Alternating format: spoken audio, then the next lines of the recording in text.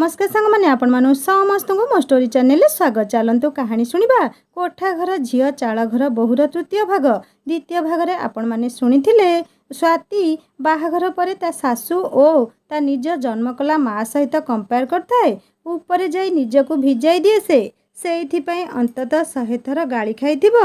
एठी जदि माँ था मुंड पोछिबा पाई टाइलटे हाथ को बढ़ाई न दे भाषण देवा आरंभ कर दे था। निहाती कम्रे घंटाटीए पर्यंत ताठारू गाली खाइबाकू पड़ी था एवं बापा आसिया परे तांका आगरे अभियोग करिबारु दी जनक भितर झगड़ा आरंभ हो जाइथांता। गामुछारे मुंड पोछिया परे सासू आनी चा रखी दे जाइथिले। शुभ्रांशु केबे भी चा पियंतिनी। तांको पई गरम क्षीर ग्लासटी भी आसीथिला। ग्लासटी को हातरे धरी अगणार बारंडा को उठी जाइथिले से सासू सेठी थाई डाकिथिले। एका सेठी घरटा भितरे कौन करुछु रे माँ एठिकी आ। ससुर आउ शुभ्रांशु गोटे सप उपर बसिथिले। सासू टिके छाड़ी परिबा काटुथिले। ससुरंक पाटिरु प्रथम थर पई कथा सुनिला स्वाति। से डाकिले अरे माँ मो पाखरे टिके बस। एते पाखरे ससुर को ए पर्यंत देखि नथिला स्वाति। उत्कल गौर वर्णर सुपुरुष ठीक शुभ्रांशुक भली बापंक चेहरा बोधे आनिछंती। धोती आउ गंजी पिंधिछंती ससुर। कांधरे गामुछाटिए मुंडरे चंदनर गार। सासू घर को आसीबा दिन ठारू सकाळ संध्यारे ठाकुर घरे तांकरी कंठरू स्पष्ट मंत्र उच्चारण भासी आसीबा अनुमान करिथिला से। मारे आम घरे चलिबाकू असुविधा हेउछि ना? पाइखानाटिए तो आमर अछि। गाधुआ घरर आवश्यकता आमे केबे अनुभव करि पार नथिलु। मु सबु ठीक करी आसीछि। खूब बेसी रे सप्ताह लागिबो कामटा सारिबा पई। शुभ्रांशु फेरी जिया पई आउ 14 दिन रहिला। सेतिकी दिन तो तोते आम पाखरे रहिबाकू हेबो। मोर एठी किछि असुविधा हेउनी बापा। निम्न स्वर रे उत्तर देला स्वाति। सासू कहिले मो झियटा एते भल जे से सबु परिस्थिति रे खाप खुआई चली परिबो। देखुन केते शीघ्र लुगा बदलाई चली आसिला। किए कहि परिबो स्वाति आमर एठिके आसीबा पूर्व लुगा पिंधा शिखि नथिला। ठाकुरे आम मन जानी झियटिए देइछंती। से आमर बोहू कहिले मोर मन कष्ट हेबो। देख मु ताकू सकाळू कहि देइछि सप्तमंगला परदिन ठारू ताकू जहा भल लागिबो पिंधिबो। तमे भी सेया कुह। साड़ी पिंधि झियो मोर झुंटी पड़ी गोड़ हाथ खंडिया करू ए कथा मु चाहिनी। ससुर ता मुंडरे हाथ बुलाई आनी कहिले तो मुंड एबे भी ओदा अछि। भल करी पोछिनु। अदिन वर्षा ठंडा होई पारे। सासूंक उद्देश्य रे जोग कले तमे परिबा कटा बंद करी स्वातिर मुंड भल करी पोछि दियो। परिबा कटा सेठी छाड़ी उठी आसिले सासू। निज पणत कानी रे मुंड को भल करी पोछि देले। स्वाति आश्चर्य हेउथुला। सासू ससुरंकर स्नेह ममतारे मनरे दृढ़ धारणाटीए दाना बांधुथुला। मध्यवित्त परिवार लोकमानंक विषय एमाने प्रकृतरे सुखी। गुड़ाए रोजगार करी बैंक बालांस बढ़ाइबा सांगकू बाह्य चाकचक्य काहाकू मनीष करि पारेनी। परस्पर भितरे स्नेह नथिले घरटी विष भली लागे। वर्षा होइथिबारु आदौ गरम नथिला घर भितरे। अदिनिया कला बादल अपसरी गला परे झरका फांकरे नड़िया बाहुंगा उपरे बसी दोली खेलुथिला चंद्र किरण। सेथिरु मेंचाए सेमानंक बिछଣା उपरे अजाड़ी होई पड़िथिला। कबाट बंद करिया मात्रे शुभांशु ताकू कोलकू आउ जाई नैथिले। अजाचित भावरे बिछଣା उपरे बसी आरंभ करिथिले निजर पिला दिनर कथा। एई जो घर देखुछ तद व्यतीत आमर आउ कोनोसी संपत्ति नथिला। आमर निज घर भी एई गाँ रे नुहे।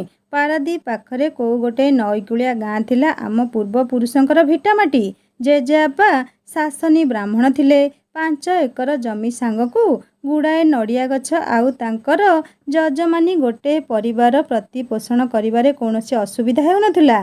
1971 मसीहारे जो बात्या आउ बन्या होइथिला सेतेबेले घरटी संपूर्ण भांगी पड़िथिला। चाष जमी रे बाली माड़ी जाई फसल उत्पादन करिबा उपयोगी नथिला। बापा सेतेबेले एई गाँर प्राइमेरी स्कूल रे शिक्षकता करिबाकू आसीथांती। त्या जेजेआपा जेजेमा एइठिकी बापांक पाखकू चली आसिले। सेमानकू तो मु काहेकि देखुनी। तांक विषय तुमे तो केबे मते कहि नह। स्वाति उद्विग्न कंठरे प्रश्न कला। मु जेतेबेले सप्तम श्रेणी रे पाठ पढ़ुथुली जेजेआपा चली गले। निज आखि आगरे सबुतक संपत्ति उजुड़ी जाइथिबा दुर्घटना को से बेसी दिन सही पारि नथिले। को अजणा रोगरे 2टी दिन बिछणारे पड़ी से सबु दिन पई आखि बुझी देइथिले। से चली जिबार वर्षटिए परे तांकरी श्राद्ध दिन जेजेमा भी चली गला। रहीगलु आमे 3 जण अवशिष्ट। ମାଟ୍ରିକ ପରୀକ୍ଷା ଫଳ ବାହାରିବା ବେଳକୁ ଆମ 10 ଜଣଙ୍କ ଭିତରେ ମୋ ନାଁ ଥିଲା। ବାପାଙ୍କ ଦରମା ଯଥେଷ୍ଟ ହେଉନଥାଏ ଡାଲି ଚାଉଳ କିଣିବା ପାଇଁ। ସହରରେ ପାଠ ପଢ଼ାଇବାକୁ ତାଙ୍କ ଅଣ୍ଟାରେ ବଳ ନଥିଲା। ଏଇ ଚାଳଘର ଖଣ୍ଡିକ ତିଆରି କରିବାରେ ବୋଉର ସବୁ ଗହଣା ବିକା ହୋଇଯାଇଥିଲା। କଟକରେ ରେଭେନ୍ସା କଲେଜରେ ମୋର କେମିତି ନାଁ ଲେଖା ହେବ ବାପା ଚିନ୍ତା କରିପାରୁନଥିଲେ। ଅସହାୟତାର ଭାଷା ପଢ଼ି ହେଉନଥିଲା ତାଙ୍କ ଆଖିରେ। ଯଦିଓ ମୋର ଉଚ୍ଚଶିକ୍ଷା ପାଇଁ ଇଚ୍ଛା ଥିଲା, ବାପା ବୋଉଙ୍କର ଅବସ୍ଥା ଦେଖି ସହରକୁ ଯିବାକୁ ସାହସ ପାଉନଥିଲା। ମେଟ୍ରିକ ପରୀକ୍ଷାରେ ଅଧିକ ମାର୍କ ରଖିଲେ ପୋଷ୍ଟାଲ ଡିପାର୍ଟମେଣ୍ଟରେ କିରାଣୀ ଚାକିରିଟିଏ ମିଳିଯିବା କଥା ଶୁଣିଥିଲି। ସେଇ ଚାକିରିଟି ମୋ ପାଇଁ ଶ୍ରେୟସ୍କର ହେବ ବୋଲି ମନରେ ସ୍ଥିର କରିଥିଲି। ତମେ ଏମିତି ଗୋଟାଏ ନିଷ୍ପତ୍ତି ନେଇସାରିଥିଲ? ହଁ ସ୍ୱାତୀ, ମୁଁ ଯଦି ସେ ଚାକିରି କରିଥାନ୍ତି ଆମ ପରିବାରଟିକୁ ଚଳାଇବାରେ ହୁଏତ ବିଶେଷ ଅସୁବିଧା ହୋଇନଥାନ୍ତା, କିନ୍ତୁ ତମକୁ ଏ ଜୀବନରେ ପାଇବା ସମ୍ଭବ ହୋଇନଥାନ୍ତା। ତାଙ୍କ ପାଟିରେ ହାତ ଦେଇ ଆଉ କିଛି କହିବାକୁ ବାରଣ କଲା ସ୍ୱାତୀ। ଶୁଭ୍ରାଂଶୁ କିନ୍ତୁ ଅନର୍ଗଳ ଗପି ଚାଲିଥିଲେ। ଏତିକିବେଳେ ବାପାଙ୍କ ସ୍କୁଲର ପ୍ରଧାନ ଶିକ୍ଷକ ଅଯାଚିତ ଭାବରେ ସାହାଯ୍ୟ କରିବାକୁ ଆଗେଇ ଆସିଲେ। ତାଙ୍କରିଠାରୁ ଧାର ସୂତ୍ରରେ ଅଣାଯାଇଥିବା ଟଙ୍କାରେ ମୁଁ ରେଭେନ୍ସା କଲେଜରେ ଆଡ଼ମିସନ୍ କରିନେଲି। 2-3 ମାସ ପରେ 2 ଜଣ ଅଧ୍ୟାପକଙ୍କ ଘରେ ତାଙ୍କ ପିଲାମାନଙ୍କୁ ଟ୍ୟୁସନ୍ କରିବା ପାଇଁ ନିମନ୍ତ୍ରଣ ମିଳିଯାଇଥିଲା। ଆଉ ବାପାଙ୍କ ଉପରେ ବୋଝ ହେବାକୁ ପଡ଼ିନଥିଲା। ସ୍କଲାରସିପ୍ ଆଉ ଟ୍ୟୁସନ୍ ଟଙ୍କାରେ ପାଠ ପଢ଼ି ମୁଁ କେଉଁଦିନ ପୋଷ୍ଟ ଗ୍ରାଜୁଏସନ୍ କମ୍ପ୍ଲିଟ୍ କରି ସହର ଉପକଣ୍ଠର ଘରୋଇ କଲେଜରେ 700 ଟଙ୍କା ମାସିକ ଦରମାରେ ଚାକିରିଟିଏ ପାଇଗଲି ଜାଣି ହୋଇନଥିଲା। ଅଶୋକ ସାଙ୍ଗରେ ସମ୍ପର୍କଟିଏ ଗଢ଼ି ଉଠିବା ପରେ ତମ ସାଙ୍ଗରେ ଯଦି ଦେଖା ହୋଇନଥାନ୍ତା ଏବଂ ପ୍ରଥମ ଦେଖାରେ ତମେ ମୋତେ ଆକର୍ଷଣ କରିନଥାନ୍ତ, ମୁଁ ହୁଏତ ସେଇ ଅଧ୍ୟାପକଟିଏ ହୋଇ ରହିଯାଇଥାନ୍ତି। ମୋ ଜୀବନର ସବୁ ଉତ୍ତରଣର ପ୍ରେରଣାଦାତ୍ରୀ ତମେ। ସ୍ୱାତୀ ଆଶ୍ଚର୍ଯ୍ୟ ହୋଇ ପ୍ରଶ୍ନ କଲା। ମୁଁ କେମିତି?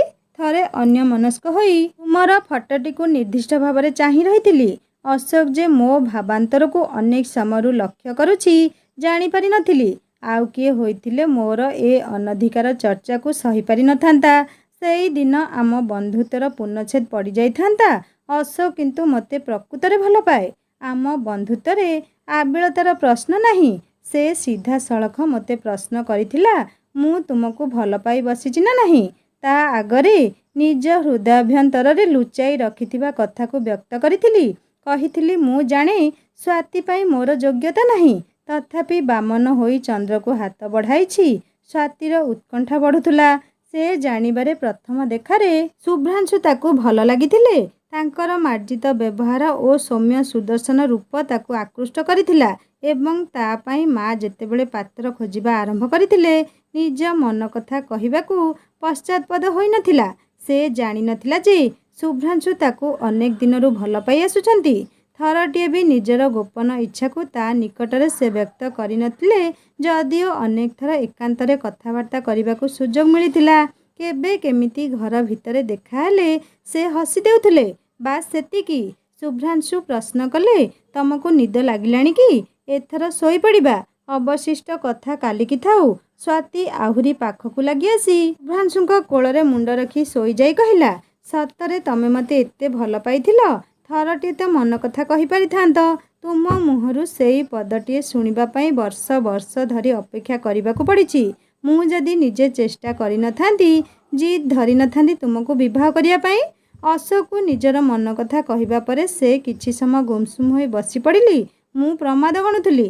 ସେ ବୋଧହୁଏ ସେଇ ରାତି ଅଧରେ ତୁମ ଘରୁ ବାହାରି ଯିବାକୁ କହିବ। ସେ କିନ୍ତୁ ଅଲଗା କଥା କହିଥିଲା। ଏ ବାହାଘରରେ ମା କାହିଁକି, ବାପା ବି ସମ୍ମତ ହେବେନି। ସ୍ୱାତୀକୁ ସେମାନେ ନିହାତି କମରେ ଡାକ୍ତର କିମ୍ବା ଇଞ୍ଜିନିୟର ସାଙ୍ଗରେ ବାହା ଦେବେ। ଗୋଟିଏ ଘରୋଇ କଲେଜ ଅଧ୍ୟାପକ ସାଙ୍ଗରେ କେବେ ବି ନୁହେଁ। ତାର କଥା ଶୁଣି ସାରା ପୃଥିବୀଟା ଘୂରିଥିଲା ମୋ ଆଖି ଆଗରେ। ମୋ ମୁଣ୍ଡ ବୁଲେଇ ଦେଇଥିଲା। ମୋ ଅବସ୍ଥା ଦେଖି ଆଉ ପଦଟେ ବି କହିନଥିଲା ଅଶୋକ। ମୌନ ରହିବା ହୁଏତ ଶ୍ରେୟସ୍କର ମଣିଥିଲା। ସେହିଦିନ ରାତିରେ ମୁଁ ସ୍ଥିର ସିଦ୍ଧାନ୍ତ ନେଇଥିଲି, ନିଜକୁ ତମ ପାଇଁ ଯୋଗ୍ୟ କରିବି। ଡାକ୍ତର କିମ୍ବା ଇଞ୍ଜିନିୟର ହେବାର ସମ୍ଭାବନା ତ ନଥିଲା। ଓଡ଼ିଶା ପ୍ରଶାସନିକ ସେବା ଏବଂ ସର୍ବଭାରତୀୟ ପ୍ରଶାସନିକ ସେବାର ପରୀକ୍ଷା ଦେବା ବ୍ୟତୀତ ତୁମକୁ ପାଇବାର ଅନ୍ୟ ଉପାୟ ନଥିଲା। ଅଶୋକ ଖୁସି ହୋଇଥିଲା ମୋ ନିଷ୍ପତ୍ତିରେ। ସେ ଆଗରୁ ପ୍ରିପେୟାର କରୁଥିଲା ଏସବୁ ପରୀକ୍ଷା ପାଇଁ। ସ୍ୱାତୀ ମନରେ କେବେ ବି ଦ୍ୱନ୍ଦ୍ୱ ନଥିଲା। ସେ ଶୁଭ୍ରାଂଶୁକୁ ଭଲ ପାଇଥିଲା, ତାଙ୍କ ଚାକିରିକୁ ନୁହେଁ। ପ୍ରକାଶରେ କହିଲା, ତମେ ମୋତେ ବୁଝିପାରିନଥିବାରୁ ମୋ ମନରେ ଦୁଃଖ ହେବା ସ୍ୱାଭାବିକ। ପିଲାଟି ଦିନରୁ ମୁଁ ସହରର କୃତ୍ରିମତାକୁ ପସନ୍ଦ କରୁନଥିଲି ସତ, ମୋ ପାଇଁ ଗୁଡ଼ାଏ ଟଙ୍କା, ଶାଢ଼ୀ, ଗହଣା ଏବଂ ବିଳାସ ସାମଗ୍ରୀର ମାନେ କିଛି ନଥିଲା। ମୁଁ ମାନୁଛି, ବାପା ଆଉ ମା ମଣିଷର ସମ୍ପର୍କକୁ ତଉଲୁଥିଲେ ସମ୍ପଦର ମାପକାଠିରେ। ମା ବାପାଙ୍କୁ ଟଙ୍କା ରୋଜଗାର ଗୋଟିଏ କେବଳ କଳଙ୍କି ଲାଗୁନଥିବା ମେସିନ୍ ଭାବରେ ପରିଣତ କରୁଥିଲେ। ସେମାନଙ୍କ ଆଖିରେ ସମ୍ପଦର ପ୍ରାଚୁର୍ଯ୍ୟ ଥିଲା ଏବଂ ଏବେ ବି ଅଛି ନିଜ ଜୀବନର ପ୍ରାଥମିକତାରେ। ତମେ ଯଦି ମୋତେ ବିଶ୍ୱାସ କରୁଥାଅ, ଏବେ ବି ମୁଁ କହୁଛି, ତମେ ପ୍ରଶାସନିକ ସେବାର ଉଚ୍ଚ ପଦସ୍ଥ ଅଧିକାରୀ ନ ହୋଇ ସେଇ ଅନାମଧେୟ ମହାବିଦ୍ୟାଳୟର ସ୍ୱବେତନଭୋଗୀ ଅଧ୍ୟାପକ ହୋଇ ରହିଯାଇଥିଲେ ବି ତମ ସାଙ୍ଗରେ ମୋର ବିବାହକୁ କେହି ରୋକିପାରି ନଥାନ୍ତେ। ସ୍ୱାମୀ ସ୍ତ୍ରୀର ସମ୍ପର୍କ ଜନ୍ମ ଜନ୍ମାନ୍ତରର ବୋଲି ମୁଁ ବିଶ୍ୱାସ କରେ। ମୁଁ ଓଡ଼ିଆ ସାହିତ୍ୟରେ MA ପଢ଼ୁଥିବା କଥା ଜାଣି ତମେ ପ୍ରଗଳ୍ଭ ହୋଇ ଉଠିଥିଲ। ଭାଇକୁ କହିଥିଲ, ତମର ବି ଓଡ଼ିଆ ପଢ଼ିବାକୁ ଇଚ୍ଛା ଥିଲା। ତମେ ମାଟ୍ରିକ ପରୀକ୍ଷାରେ ଅଙ୍କରେ ଯେତିକି ନମ୍ବର ରଖିନଥିଲ ତାହାଠୁ ଅଧିକା ନମ୍ବର ଓଡ଼ିଆ ସାହିତ୍ୟ ରଖିଥିଲ। ମୋତେ ଅନେକ ପ୍ରଶ୍ନ କରିଥିଲ ସେଦିନ। ଗଙ୍ଗାଧର ମେହେରଙ୍କ ପ୍ରଣୟବଲ୍ଲରୀ ବା ତପସ୍ୱିନୀ, ଗୋପୀନାଥ ମହାନ୍ତିଙ୍କର ମାଟିମଟାଳ ନା କାହ୍ନୁଚରଣଙ୍କର ତମ ସାଥିରେ। ମୋତେ ଆଧୁନିକ କବିତା ଭଲ ଲାଗେ ନା ଗୀତି କବିତା? ହଁ ସ୍ୱାତୀ, ଓଡ଼ିଆ ସାହିତ୍ୟ ପ୍ରତି ମୋର ଅସମ୍ଭବ ଦୁର୍ବଳତା ଅଛି। ନିଜର ମାତୃଭାଷା ରହିବା ସ୍ୱାଭାବିକ ସେ କଥା ଛାଡ଼। ମୁଁ ସତରେ ଜାଣିନଥିଲି ଏକାଥରକେ ପ୍ରଶାସନିକ ପରୀକ୍ଷାରେ କୃତକାର୍ଯ୍ୟ ହୋଇପାରିବି। ସତରେ ତମକୁ ପାଇବାର ଆକାଂକ୍ଷା ମୋତେ ଦିନକୁ 18 ଘଣ୍ଟା ପରିଶ୍ରମ କରିବାକୁ ପ୍ରେରଣା ଯୋଗାଇଥିଲା। ରାତି 1 ବାଜିଥିଲା ବୋଧହୁଏ। ସ୍ୱାତୀ ଶୁଭ୍ରାଂଶୁଙ୍କ ନିକଟକୁ ଘୁଞ୍ଚିଯାଇ ନିଜକୁ ତାଙ୍କ ପାଖରେ ସର୍ବତୋଭାବେ ସମର୍ପଣ କରିଦେବା ବେଳେ ସେ ନିଜକୁ ଧନ୍ୟ ମନେ କରିଥିଲା। ଏମିତି ଜଣେ ସ୍ପଷ୍ଟବାଦୀ ମଣିଷ ସ୍ୱାମୀ ଭାବରେ ପାଇଥିବାରୁ। ସକାଳୁ ଆଉ ବିଛଣାରୁ ଉଠି ପାରିଲାନି ସ୍ୱାତୀ। ଦେହ ହାତ ଦରଜ ହୋଇଯାଇଥିଲା, ମୁଣ୍ଡ ବିନ୍ଧୁଥିଲା ଅସମ୍ଭବ ଭାବରେ। ଶୁଭ୍ରାଂଶୁ ତା ଦେହରେ ହାତ ଦେଇ ଚମକି ପଡ଼ି କହିଲେ, ତମକୁ ଭୀଷଣ ଜ୍ୱର।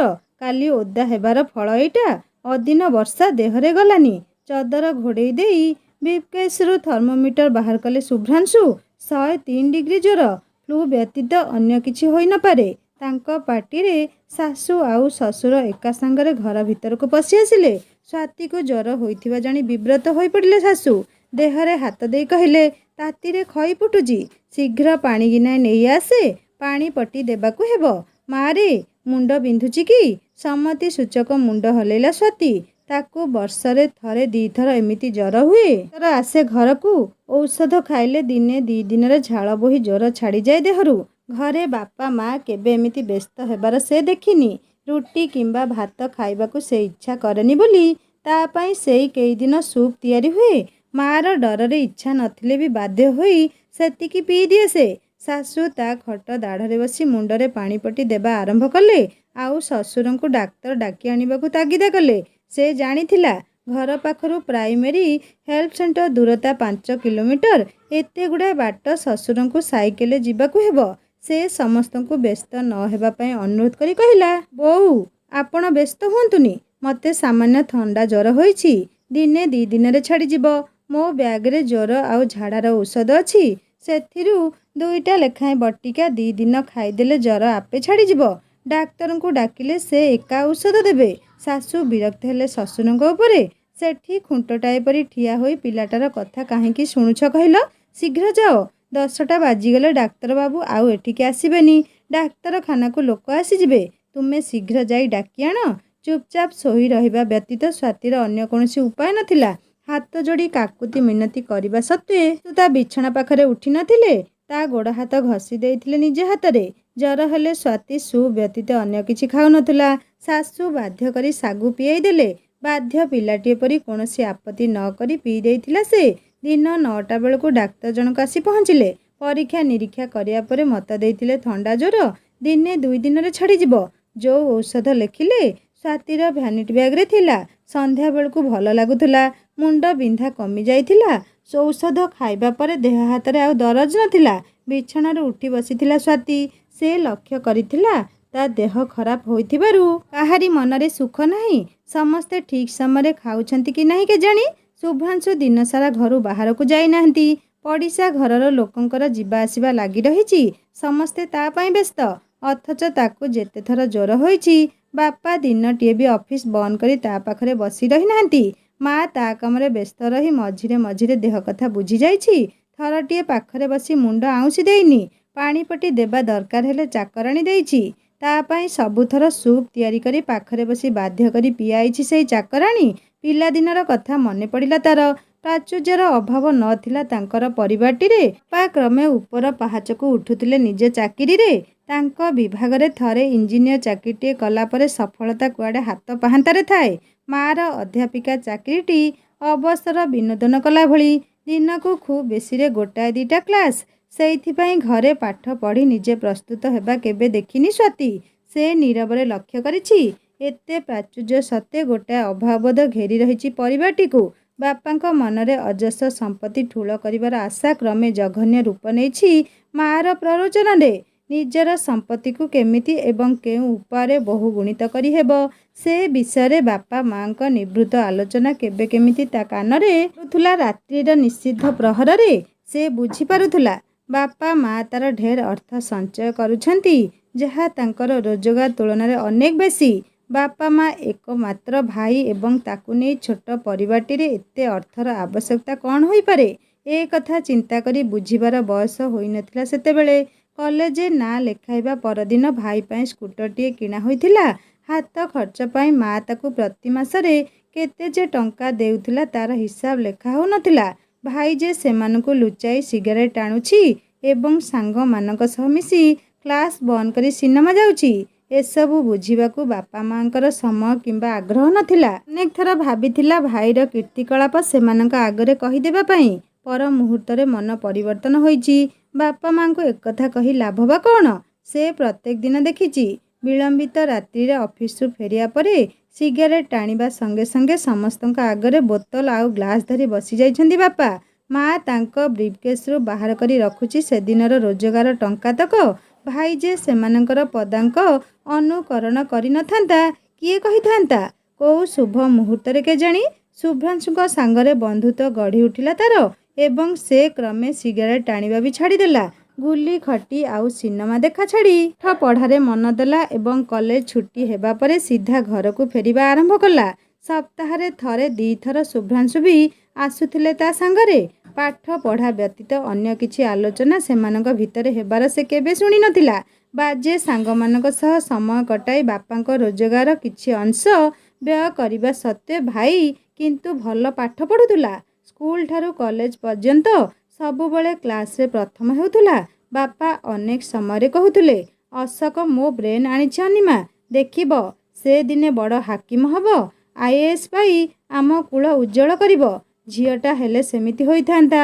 ସିଏ ଠିକ୍ ତମରି ପରି ହୋଇଛି। ତମ ବେଳେ ସିନା ସେକେଣ୍ଡ କ୍ଲାସ୍ ପିଲାଙ୍କୁ ବି ଅଧ୍ୟାପିକା ଚାକିରି ମିଳିଯାଉଥିଲା। ଆଜିକାଲି ସମୟ ଯାହା, ସବୁ ପରୀକ୍ଷାରେ 90% ନମ୍ବର ନ ରଖିଲେ କିଏ ପଚାରିବ? ବାପାଙ୍କୁ ନିଶା ଧରିଲେ ଏକା କଥାରେ ପୁନରାବୃତ୍ତି କରୁଥିଲେ ଅଧିକାଂଶ ଦିନ। ପାଖ ରୁମ୍ରୁ ବାପାଙ୍କ କଥା ଶୁଣିବା ପରେ ସେ ଅନୁମାନ କରୁଥିଲା ସୁପ୍ତ ଆଗ୍ନେୟଗିରିରୁ ଉତ୍ତପ୍ତ ଲାଭ ଉଦ୍ଗୀରଣ ହେବା ପାଇଁ ଆଉ ବିଳମ୍ବ ନାହିଁ।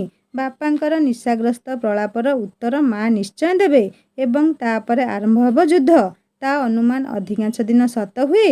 ସେମାନଙ୍କ ପାଟିତୁଣ୍ଡରେ ରାତି ଅଧରେ ସମସ୍ତଙ୍କ ନିଦ ଭାଙ୍ଗିଯାଏ। ବାପାଙ୍କର ସମାନ ଆକ୍ଷେପର ଉତ୍ତର ମା ଉଚ୍ଚ ସ୍ୱରରେ ଦିଅନ୍ତି। ସାମାନ୍ୟ ଇଞ୍ଜିନିୟରଟାଏ ହୋଇଛ ବୋଲି କ'ଣ ଭାବିଛ ନିଜକୁ? ତମେ ଜାଣିଛ କେତେ IAS IPS ପ୍ରସ୍ତାବ ଆସିଥିଲା ମୋ ପାଇଁ? ମୋ ଭାଗ୍ୟ ଖରାପ ବୋଲି ତମ ଭଳି ଅପଦାର୍ଥର ହାତ ଧରିବାକୁ ପଡ଼ିଲା। ନିଜ ଟ୍ୟାଲେଣ୍ଟର ଡିଣ୍ଡିମ ପିଟୁଛ। ଛାତିରେ ହାତ ଦେଇ କହିଲ, ମୁଁ ଯଦି ତମ କଣ୍ଟ୍ରାକ୍ଟରମାନଙ୍କ ସହ ସିଧାସଳଖ କଥାବାର୍ତ୍ତା ନ କରନ୍ତି ତମେ ପଇସାଟା ରୋଜଗାର କରିପାରନ୍ତ। 2 ଜଣଙ୍କ ଦରମା ଟଙ୍କାରେ 2 ବେଳା 2 ମୁଠା ଭଲ କରି ଖାଇବାକୁ ମିଳନ୍ତା ନାହିଁ। ଏ ଷ୍ଟାଟସ୍, ବ୍ୟାଙ୍କ ବାଲାନ୍ସ, 2ଟା କାର୍, କଟକ ଭୁବନେଶ୍ୱରରେ ଘର କୋଉଠୁ ଆସିଥାନ୍ତା? ମା'ର ଏମିତି କଥା ଶୁଣି ବାପା ଗର୍ଜନ କରନ୍ତି। ଅଶ୍ରାବ୍ୟ ଅଶ୍ଳୀଳ ଭାଷାରେ ମା'ର ବାପା ଅଜା 14 ପୁରୁଷ ବିରୁଦ୍ଧରେ ବିଷୋଦଗାର କରନ୍ତି। ଗ୍ଲାସ୍ ଭାଙ୍ଗିବାର ଶବ୍ଦ ସହ ଜିନିଷପତ୍ର ଫିଙ୍ଗା ଫୋପଡ଼ାର ଶବ୍ଦ ଆସେ ବେଡ୍ରୁମ୍ରୁ।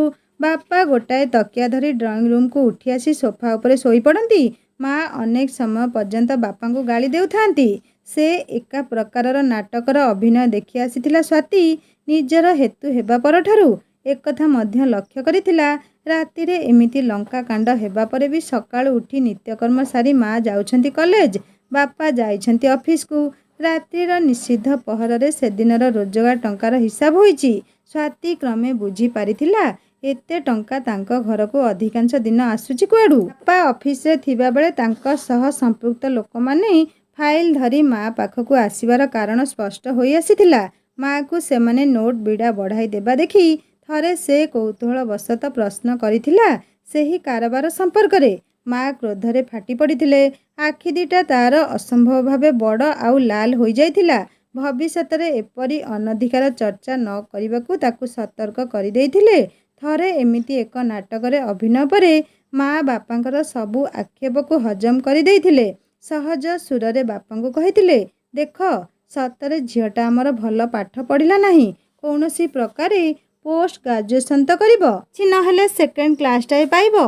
आजि ठारु गोटाए भल पिला देख, झील नहेला नाही आमे इच्छा मुताबक जोईटिए तो करि परिबा। आजिकाली यौतुक अजाड़ी देले मन मुताबक जोई मिलिबारे असुविधा हेबो नाही। तमे तम बंधु मानकू कुह, सेमाने आजि ही देखंतु। मु भी मो बांधवी मानकू कहि सारिछि। सेतेबेलकू स्वातिर बीए शेष वर्ष। बेडरूम रे आलुओ जलाई आईना आगरे ठिया होइथिला से। मनरे गोटिए प्रश्न आंदोलित होइथिला, सତରେ कण से एते बड़ होइगलाणी जे माँ ता बाहाघर कथा चिंता कलेणी। निज चेहरा को निरीक्षण करू करू आशंकाग्रस्त होई पड़िथिला से। हठात मने पड़िले शुभ्रांशु। भाई सांगरे केबे केमिति तांको घरको आसी सेदिन रातिरे हॉस्टेल को फेरी नथिबा युवकटी केजाणी काहेकि ताकू भल लागिथिले। बाहाघर कथा चिंता करिबा परठारु केवल शुभ्रांशुଙ୍କ कथा ही मने पड़िला। अन्यमनस्क भावरे अशोक को केबे केमिति पचारि देइथिला तांकर भलमंद संपर्करे। किछि दिन परे जेतेबेले से माँ को स्पष्ट शुणाई देइथिला ता पई बर खोजिबार आवश्यकता नाही, से केवल शुभ्रांशु को ही विवाह करिबो। भाई ता पई जुक्ति करिथिला घंटा घंटा धरी। माँ ताकू बुझाइबाकू चेष्टा करिथिले, कहिथिले तोर एते जिदखोर स्वभाव मते आदौ भल लागेनी। वो प्रवणतारे भासी जाई केही एते बड़ निष्पत्ति निये नाही। तू शुभ्रांशुर चेहरा केवल देखुचु, ता विषय किछि जानि नाहु। जानिछु ता बापा जणे स्कूल मास्टर, निज पिलाकू कॉलेज पढ़ेबा पई ताकर सामर्थ्य नाही। शुभ्रांशु ट्यूशन करी पाठ पढ़ुथुला। एई केते दिन हबो गोटाए घरोई कॉलेज शिक्षकता करुछि। से जेतिकी टंका दरमा पाउछि तार 3 गुण अर्थ आम कुकुर पई खर्च होउछि। तू दिनटिए भी चली परिबु नहीं तांको सांगरे। तो पई अनेक भल भल प्रस्ताव आसीछि, सेमानंकु देखिबाकू काहेकि राजी हेउनु। बापा माँ को कथा को समर्थन करी जोग देइथिले। देख माँ, तू आमर शत्रु नुहे। माँ जहा कहूची तो भल पई कहूची। मु मानुछि शुभ्रांशु भल पिला, किंतु से तो पई योग्य होई परिबनी। गोटाए प्राइवेट कॉलेज अध्यापक हातरे तो हाथ को छंदी दे आमे शांति रे रही परिबुनी। स्वाति बापा माँ को कथार उत्तर देबाकू आवश्यक मणि नथिला। निज जिद्रे अटल रहितिला।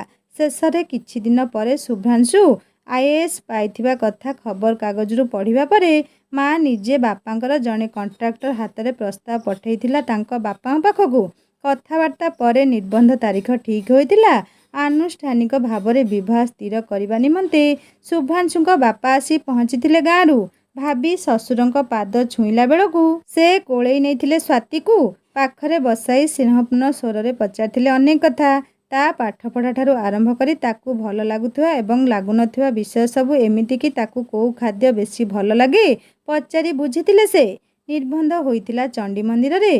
पूजा सरिबा परे ता अनामिका आंगुठी रे छोट मुदीटिए पिंधेई देइथिले। से फेरीजिया परे माँ आक्षेप करिथिला, एते बड़ घर बोहू करी नेबा पई निर्बंध करिगले। मंदिर रे पूजा आउ 200 लोकंको खाइबा खर्च तो आमे बहन कलु। मुदीटाए बोहू हातरे पिंधाइछंती जे 5 ग्राम ओजन हेबनी। सुना कि पितल के जानी। शुभ्रांशु आईएएस न पाइथिले एमिति कांगाळंक घरे किए बंधु बांधी थांता। मार आक्षेपरे सेदिन ता आखिरे लुह जकेई आसीथिला। मनीषर सबु संपर्क को आपत्तिर मापकाठी रे मापिबाकू चेष्टा करुथिबा माँ निकटरू आउ कौन आशा करा जाई पारि थांता। कौन एते भाबुछु कि रे माँ?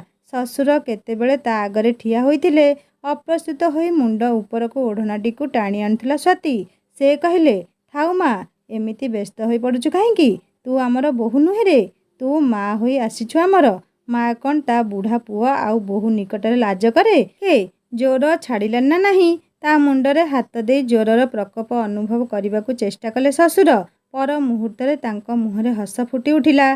सासूंक उद्देश्य उच्च स्वरे डाकिले, देख स्वातिर जोर छाड़ीगलाणी। पिलाटा सकाळू टिके सागु पीछि, ତାକୁ ଭୋକ ହେବଣି।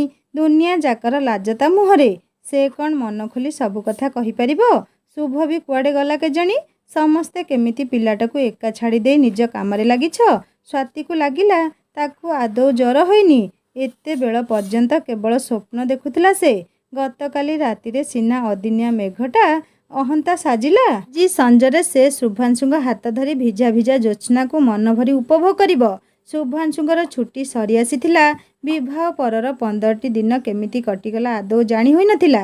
ପୂର୍ବଦିନ ରାତିରେ ସେ ପ୍ରଶ୍ନ କରିଥିଲେ, ତୁମେ ମୋ ସାଙ୍ଗରେ କଟକ ଯିବ ତ? ନାଗପୁରରେ କ୍ୱାର୍ଟରଟା ମୋତେ ଆଲଟ ହୋଇଥିଲେ ବି ମୁଁ ଏପର୍ଯ୍ୟନ୍ତ ସେ ଘରକୁ ଯାଇନି। ନିଜାରଦ ଅଫିସର କହୁଥିଲେ ଘରଟାକୁ ଚୂନ ଧଳେଇବାକୁ ହେବ। ପୋର୍ଟିକୋ ଓ ଡ୍ରଇଂ ରୁମ୍ରେ ସାମାନ୍ୟ ମରାମତିର ଆବଶ୍ୟକ ଅଛି। ଏସବୁ କାମ ସରିବାକୁ ଅତି କମ୍ରେ ମାସଟିଏ ଲାଗିଯାଇପାରେ। ମୁଁ ଭାବୁଛି ମାସଟିଏ ପରେ ତମକୁ ଆସି ନେଇଯିବି। ଏଇ କେଇଦିନ କଟକରେ କଟାଇ ଦେଲେ ଭଲ ହୁଅନ୍ତା। ସ୍ୱାତୀର ଆଖିରେ ଲୁହ ଆସିଯାଇଥିଲା।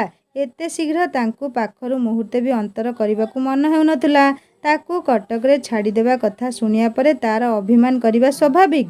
ଶୁଭ୍ରାଂଶୁ ଏବେ ବି କ'ଣ ତାକୁ ବୁଝିପାରୁନାହାନ୍ତି? ଦୀର୍ଘଦିନ ପରେ ସେ ପଞ୍ଜୁରୀ ଭିତରୁ ସଦ୍ୟ ମୁକ୍ତ ହୋଇଥିବା ପକ୍ଷୀଟିଏ ପରି ଅନୁଭବ କରୁଛି। ଶାଶୁଙ୍କର ସ୍ନେହ ମମତାରେ ସେ ବାନ୍ଧି ହୋଇସାରିଛି। ଏମିତି ଗୋଟାଏ ପରିବେଶକୁ ଛାଡ଼ି କଟକ ଯିବାର ପ୍ରଶ୍ନ ଉଠୁନାହିଁ।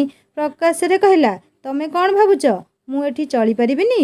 କଟକ ଯିବାର ପ୍ରଶ୍ନ ଉଠୁନାହିଁ। ମୁଁ ଏଇଠି ରହିବି ବାପା ବୋଉଙ୍କ ପାଖରେ। ତମେ କିନ୍ତୁ ମୋତେ ନାଗପୁର ନେଇଯିବାର ବ୍ୟବସ୍ଥା କରିପାର। ମୁଁ ଜାଣିଛି ତମେ ମୋତେ ଦିନଟିଏ ଛାଡ଼ି ଏକୁଟିଆ ରହିପାରିବନି। ଶୁଭ୍ରାଂଶୁ ଆହୁରି ପାଖକୁ ଘୁଞ୍ଚି ଆସି କହିଥିଲେ, ଦେଖ ସ୍ୱାତୀ, ମୋ ବାପା ବୋଉ ଏସବୁ କଥାରେ ଅତି ଉଦାର। ବାପା ଜିଦ୍ କରୁଥିଲେ ତମକୁ ସାଙ୍ଗରେ ନେଇଯିବା ପାଇଁ। ଏଠି ତୁମେ ଯେଉଁ ଅସୁବିଧାର ସମ୍ମୁଖୀନ ହେଉଛ ସେମାନେ ଠିକ୍ ବୁଝିପାରିଛନ୍ତି। ତୁମେ ଯଦି ସେମାନଙ୍କ ମନରେ କଷ୍ଟ ନ ଦେବା ପାଇଁ ଏଇଠି ରହିଯିବାକୁ ଚାହୁଁଛ, ମୁଁ କହିବି ତୁମେ ଠିକ୍ କରୁନାହଁ। ଆଉ ଥରେ ଭାବି ଦେଖ। ମୋ ବିନା କିଛି ଦିନ ଏଠି ଚଳିପାରିବ ତ? ସ୍ୱାତୀ ଏଥର ହାତରେ ମୁହଁ ଚାପି କାନ୍ଦି ପକେଇଲା। ଶୁଭ୍ରାଂଶୁ ବୁଝିପାରୁନଥିଲେ ତା'ର କାନ୍ଦିବାର କାରଣ। ଅନୁନୟ କରି କହିଲେ, ତୁମେ ବୁଝିବାକୁ ଚେଷ୍ଟା କର। ମୋର ନୂଆ ଚାକିରି। ସବ୍ ଡିଭିଜନ ଚାର୍ଜେ ଅଳ୍ପ କେତେଦିନ ପାଇଁ ରହିବାକୁ ହେବ। ଘରଟା ସଜଡ଼ା ସଜଡ଼ି କରିବା ପୂର୍ବରୁ ତୁମେ ଯଦି ସେଠିକି ଯାଅ ନିଜେ ଅନେକ ଅସୁବିଧାର ସମ୍ମୁଖୀନ ହେବ। ଅଳ୍ପ କେତେଟା ଦିନ କଟକରେ ରହିବାରେ କ୍ଷତି କ'ଣ? ଆଖିରୁ ଲୁହ ପୋଛି ସ୍ୱାତୀ କହିଲା, ତମେ ଏଯାଏଁ ମୋ ମନ କଥା ବୁଝିପାରୁନାହଁ। ମୁଁ ଏଇଠି ରହିବାକୁ ଚାହୁଁଛି ମାସଟିଏ। ନାଗପୁର ଗଲା ପରେ ତମକୁ ରାନ୍ଧିବାଢ଼ି କିଏ ଖାଇବାକୁ ଦେବ? ତମର ଏ ଯୋଗ୍ୟ ସ୍ତ୍ରୀକୁ ଚା' କରିବା ବ୍ୟତୀତ ଅନ୍ୟ କିଛି ଜଣା ନାହିଁ। ଶାଶୁ ମୋତେ କଥା ଦେଇଛନ୍ତି 15 ଦିନ ଭିତରେ ରନ୍ଧାବଢ଼ା ଶିଖାଇ ଦେବେ। ତମକୁ ଯେଉଁ ଖାଦ୍ୟ ସବୁ ଭଲ ଲାଗେ, ଡାଲମା, ଆଳୁ ପୋଟଳ ତରକାରୀ, ଧନିଆ ପତ୍ର ଚଟଣି, ସଜନା ଛୁଇଁ ଭଜା, କୋଶଳା ଶାଗ ଭଜା ଏସବୁ ମୋର ଶିଖିବାର ଅଛି। ତମେ ଯାଉଛ ଯାଅ। ମୋତେ କାହିଁକି କଟକ ଯିବାକୁ ବାଧ୍ୟ କରୁଛ? ଶୁଭ୍ରାଂଶୁ ଏଥର ବୁଝିଲେ ସ୍ୱାତୀର ପ୍ରତ୍ୟେକଟି ଉଚ୍ଚାରିତ ଶବ୍ଦରେ ବିନ୍ଦୁଟିଏ ବି କୃତ୍ରିମତା ନାହିଁ।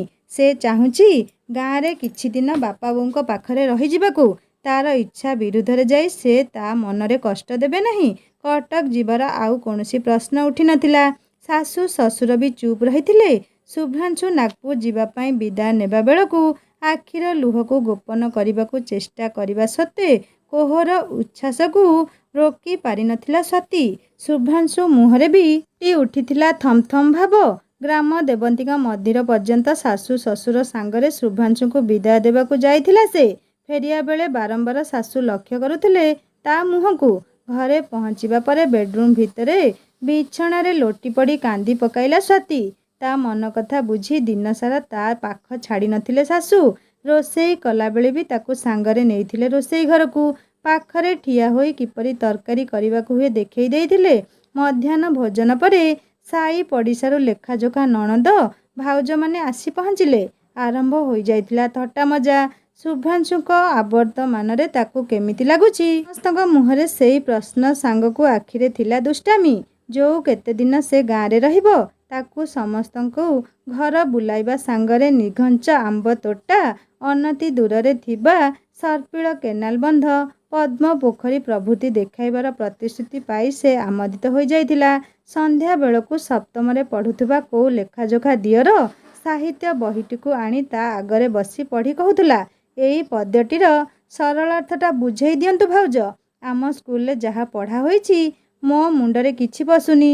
ସ୍ୱାତୀ ବୁଝି ପାରୁନଥିଲା ଗାଁର ପିଲାମାନେ କେମିତି ଜାଣିପାରିଲେ ସେ ଓଡ଼ିଆ ସାହିତ୍ୟରେ MA ପାସ୍ କରିଛି।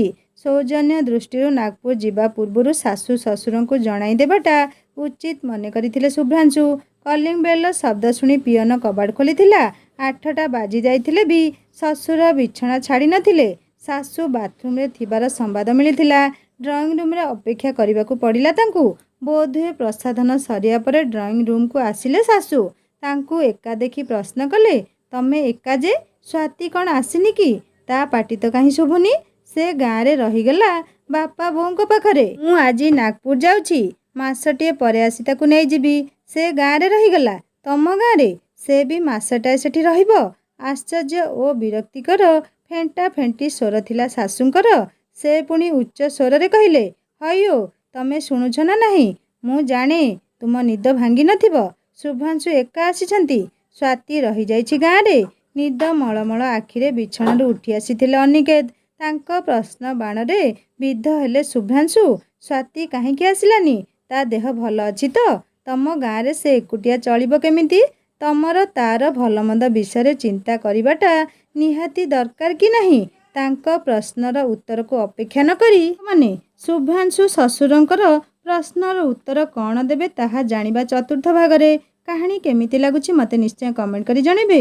ଆଉ ଯଦି ଭଲ ଲାଗୁଥାଏ ଲାଇକ୍ଟିଏ କରିବେ, ସାଙ୍ଗମାନଙ୍କ ସହିତ ସେୟାର କରିବେ। ଆଉ ଯଦି ମୋ ଚ୍ୟାନେଲରେ ନୂଆ ଅଛନ୍ତି ତାହେଲେ ସବସ୍କ୍ରାଇବ୍ କରି ବେଲ୍ ଆଇକନ୍ ଦବାଇଦେବେ। ମୋର ଗୋଟେ ହିନ୍ଦୀ ଷ୍ଟୋରି ଚ୍ୟାନେଲ୍ ଅଛି ଯାହାର ଲିଙ୍କ୍ ମୁଁ ଏଇ ଷ୍ଟୋରିର ଡେସ୍କ୍ରିପସନରେ ଦେଇଦେବି। ଆପଣମାନେ କ୍ଲିକ୍ କଲେ ସୁନ୍ଦର ସୁନ୍ଦର ହିନ୍ଦୀ ଷ୍ଟୋରି ପଢ଼ିପାରିବେ ଓ ଶୁଣିପାରିବେ। ଏବେ ମୋତେ ବିଦାୟ ଦିଅନ୍ତୁ ସାଙ୍ଗମାନେ। କମେଣ୍ଟ ମାଧ୍ୟମରେ ଆପଣମାନଙ୍କର ସ୍ନେହ ଶ୍ରଦ୍ଧା ଭଲ ପାଇବା ପାଇଁ ବହୁତ ବହୁତ ଧନ୍ୟବାଦ। ପୁଣି ଦେଖାହବ ଏହି କାହାଣୀର ଚତୁର୍ଥ ଭାଗରେ। ରହୁଛି। ନମସ୍କାର। ଜୟ ଜଗନ୍ନାଥ।